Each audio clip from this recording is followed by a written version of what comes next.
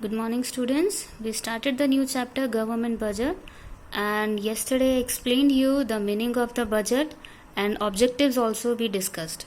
Now, today we will start the next topic of this chapter, that is the structure of the government budget. What is the definition of the budget? That it is the estimation of the expected receipts and expenditure during a financial year. So basically, in the structure of the government budget, two parts are there. First is budget receipts and the second one is budget expenditure. Now, budget receipts, now further it is classified into two types of receipts. First one is revenue receipts, second one is the capital receipts.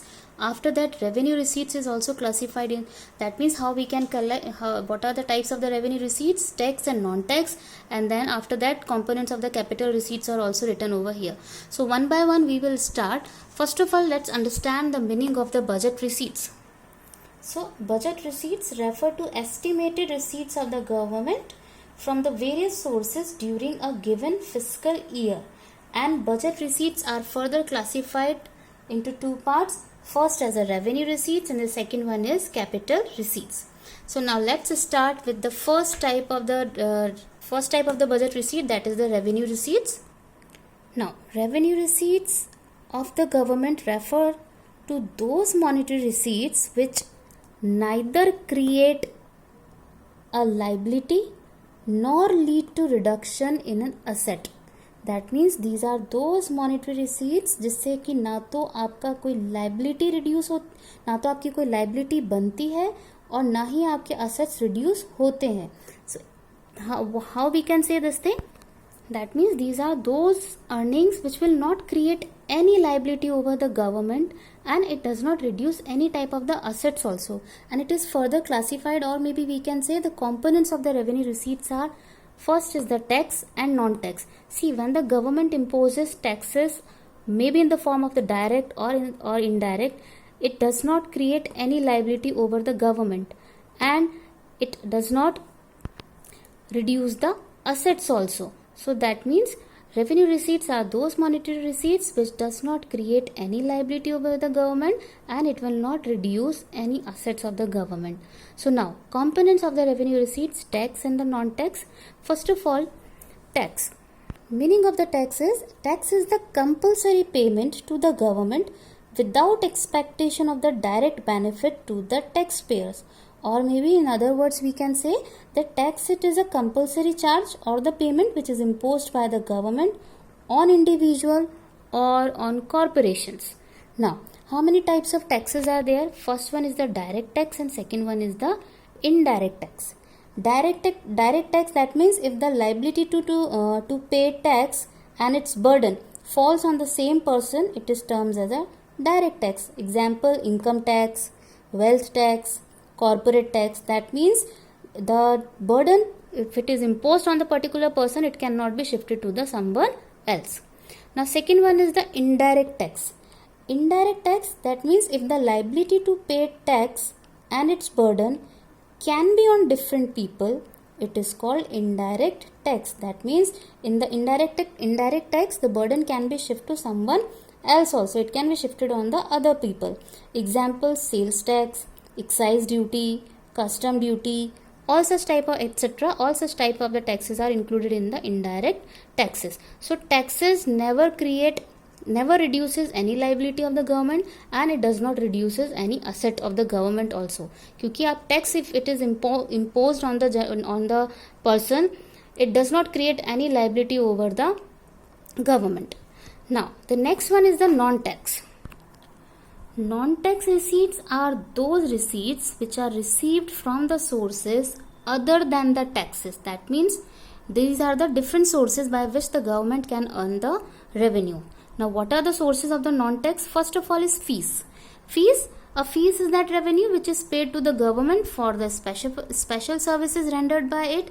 Example, fees for the registration of marriage, fees for the birth and the death certificate, for passport fees. So different type of the fees which we are paying to the government offices for rendering the services, that is included in the non-tax revenue. Second, license and permit. License and permit, these are paid in those cases where the government grants the permission of doing certain things or activity. So for that also we have to pay some money. So this is also a non-tax revenue. Third one I have written over here, escheat. Under the right of escheat, the government may acquire the property, bank balances, etc. of the person who dies without having any legal heir or without keeping a will. That means if there is no legal person who can claim over the property, so that type of the property can be acquired by the government. Now the next one is the fine. Fine, it is also a source of the non-tax revenue.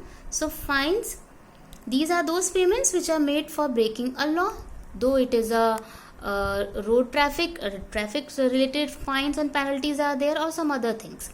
Now the next is your gifts and the grants. Voluntary contribution which is received by the government from the rest of the world or from the citizens of the country and from the international organization.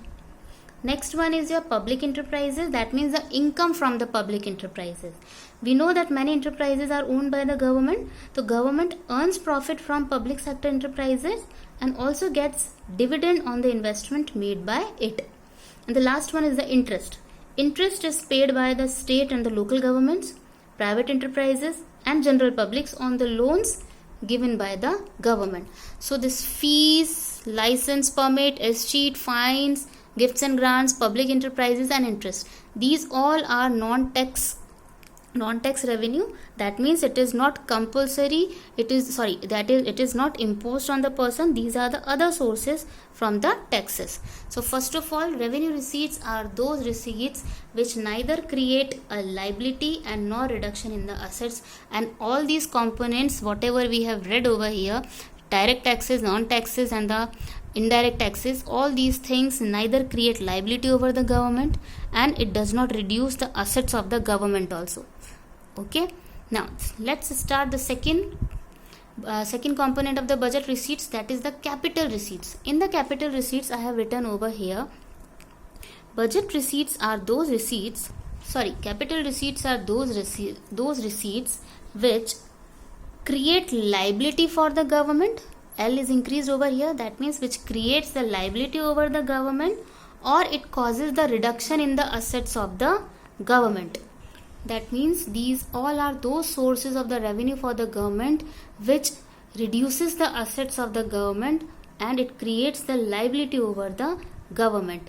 Whereas the revenue receipts does not create any liability nor reduces any asset, and here your assets are also reduced and liability is also increased. Now what are the components of the capital receipts? With these components it will be clear to you that how the assets are reduced and how the liabilities increase over the government. First of all, borrowings I have written over here. Borrowings, that means the government can borrow money from open market, from RBI, from international organization or from the foreign governments.